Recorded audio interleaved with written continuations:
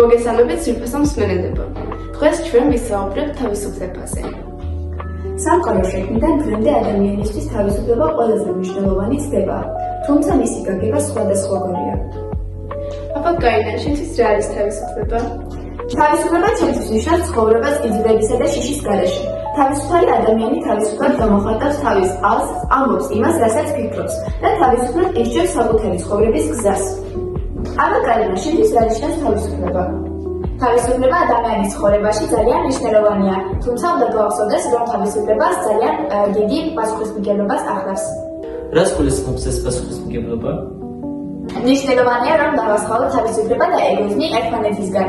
როცა ადამიანი მხოლოდ საკუთარ თავს ეკითხებს და სხვებს არ ითვალისწინებს, ეს თავისუფლება აღარ არის, არამედ ეგოიზმია. აბა ბავშვებო, თქვენთვის რა არის თავისუფლება? თავისუფლება ჩემთვის არის საკუთარი თავის ყოფნა, იზოლების გარეშე. საკუთარი რაღაცა არ შეყვანის პატივისცემა, გადაწყვეტილები და მოკიდებულად მიიღება. დაჟინებული შეხედვის შეგრძნება, როცა ცხოვრობ და ჩემი ღირებულების მიხედვით და არასდროს ხრების მოლოდინებით. ბავშვებო, ჩემთვის თავისუფლება საკუთარ თავთან ყოფნას ნიშნავს. თუ ჩემთვის თავისუფლება არსებობს, მაშინ არსებობს სიცოცხლეს. რადგან თავისუფლების შემთხვევაში ჩვენ არ ვფიქრობთ და არ ცხოვრობთ სხვის მოსაზრების მიხედვით. მარინა, ჩვენ ვიცით, რომ შენ გიყვარს თავისუფლება. გვითხარი, რას ნიშნავს ის შენთვის? თავისუფლება ჩემთვის ნიშნავს ცხოვრებას ისე, როგორც გული მგრანა, შიშის გარეშე და სხვის მიღებების გარეშე. ეს არის შესაძლებლობა, ვიყვარ ჩემი აზრი, აღიჩიო ჩემი გზა, ვიოცნებოდი მიღწევებზე და პასუხისმგებლობა ავიღო ჩემს გადაწყვეტილებებზე. რომ არა არის შენთვის თავისუფლება. ჩემთვის თავისუფლება შინაგანი ეჭვებისგან, შიშებისა და შეზღუდვებისგან გათავისუფლება. და როდის არის ადამიანი თავისუფალი?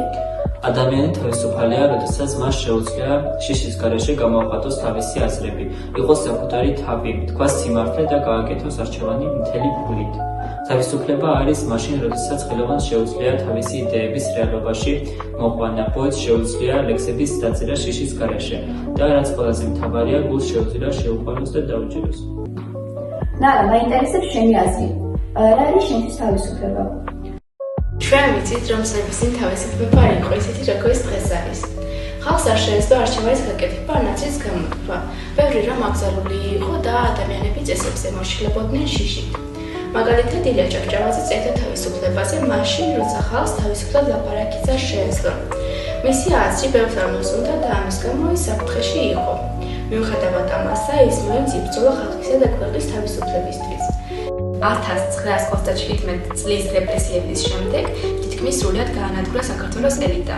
რეპრესიების მსხვერპლად გახდნენ ცნობილი პოეტები და მწერლები.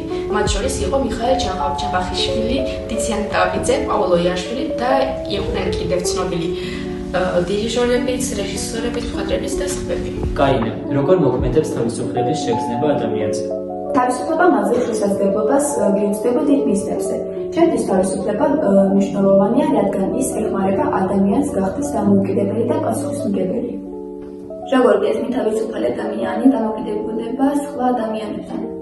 თავისუფლება ასევე ნიშნავს თქვენი აზრის შიშის გარეშე გამოხატვას და პასუხისმგებლობის აღებას იმაზე, რაც ფიქრობთ და ამბობთ.